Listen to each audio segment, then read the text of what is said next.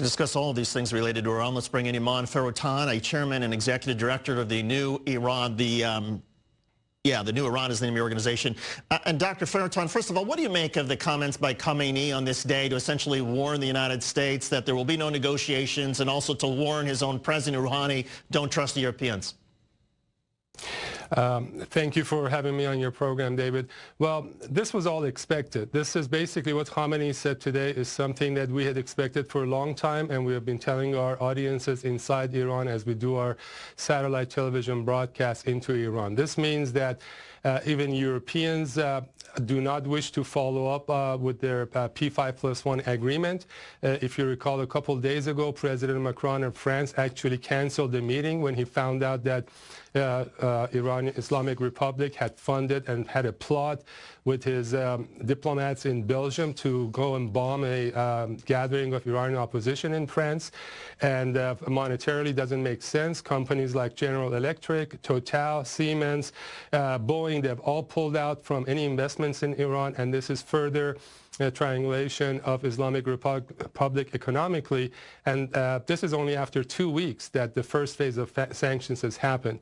Economic situation was much worse before, and it's going to get even worse after November once the second phase of the sanctions are applied to Islamic Republic. Can you play the tape forward for us? And this is something we discussed here before we brought you on, but if the nuclear deal fails, does Iran then restart the nuclear program? Is that what you see happening?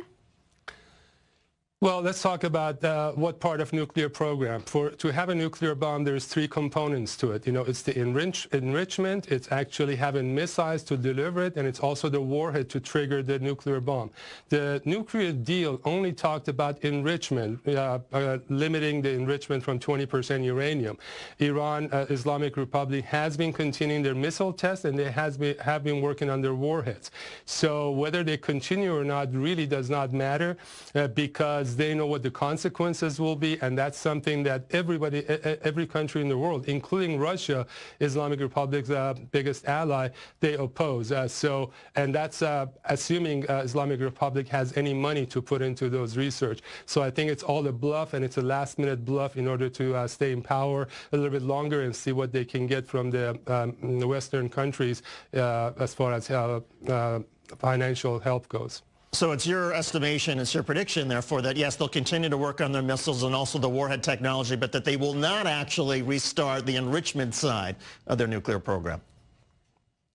Well, the enrichment is the only component of the nuclear deal with the U.S. and the P5+1. So Iran is now threatening to start enrichment.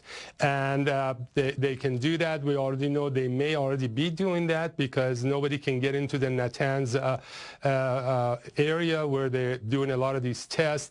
So I'm sure the Atomic Energy Agency and the Western countries will be very much focusing and trying to learn what Iran is up to and stop it. But it's not the only card they have. They can also attack Israel through their proxies. They seem to be wanting to stay in Syria for a very long time. Then you have the Strait of Hormuz, which they're threatening to shut down, which could disrupt oil supplies. So if the nuclear deal fails, maybe they won't restart their nuclear program, but they could cause a lot of damage. Which is nothing new. They've been causing trouble for the last 40 years. The fact that Islamic Republic went ahead and supposedly signed a separate agreement with Syria a couple days ago to stay there longer, that shows the new divide between Islamic Republic and Russia. 2 months ago, a representative of Khamenei traveled to Moscow, talked to Putin, came back to Iran and said, well, we may not want to stay in Syria for so long. President Trump has already announced that no way they're going to allow Iranian troops in Syria. Russia has already told them so. That's the last stronghold of Islamic Republic to support Hezbollah and all the terrorist activities against Israel. So even at this time, Russia will not allow them to do so. And who knows what may happen soon as far as attacks against the Islamic Republic forces and Quds forces inside Syria. Perhaps, although it's still not clear if the U.S. has any leverage to actually force Iran out. But Dr. Iman Foroutan, we thank you for coming on our show this evening and giving us your analysis.